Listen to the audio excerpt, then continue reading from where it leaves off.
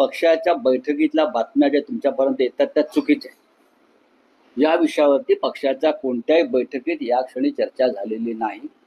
पण एक आहे की आमच्या पक्षाची मानसिकता आणि भूमिका, खास करून शिवसेना पक्षप्रमुख उद्धव ठाकरे यांची भूमिका या बाबतीमध्ये अत्यंत पारदर्शक आहे।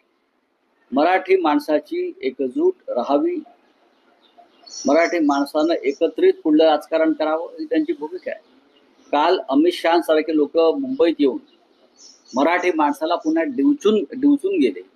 अशा विद्वांच्या नांग्या मराठी माणसाने एकत्रित येऊन ठेचाव्यात, ही भूमिका माननीय उद्धव ठाकरे साहेबांची सुद्धा आहे आणि हीच भूमिका राज ठाकरे यांची सुद्धा आहे।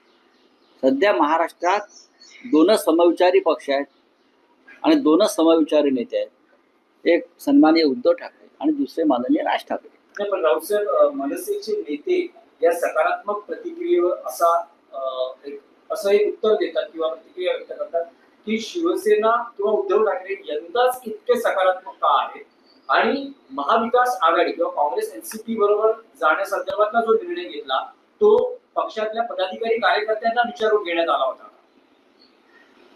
हा प्रश्न विचारण्याचा त्यांना कोणाला असा अधिकार नाही। आम्ही त्यांना भूतकाळात काय झालं हे विचारणार नाही त्यांच्या बाबतीत आणि विचारलेलं सुद्धा। 19 वर्षानंतर सकारात्मक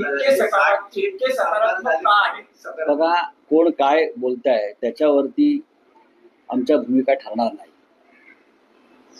उद्धव ठाकरे आणि राज ठाकरे ह्या दोन प्रमुख नेत्यांमध्येच जो संवाद आहे बरं का, किंवा जो संवाद होणार आहे त्याच्यावर भूमिका ठरते।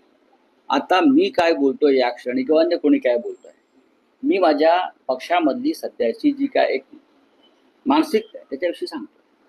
आमच्या सगळ्यांची मानसिकता ही अत्यंत योग्य दिशेने चाललेली आहे।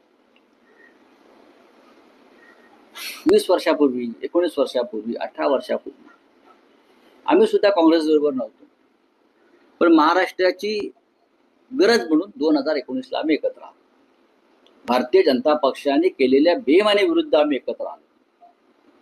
प्रश्न इतकाच आहे की आमच्याबरोबर राहिलेले 25 वर्ष आमच्याबरोबर राहिलेले लोक आमच्याशी बेईमानी करून निघून गेले, भाजपसारखे लोक। अशा वेळेला काँग्रेस आणि राष्ट्रवादी काँग्रेसच्या मदतीनं महाराष्ट्रात आम्ही एक सरकार बनवलं।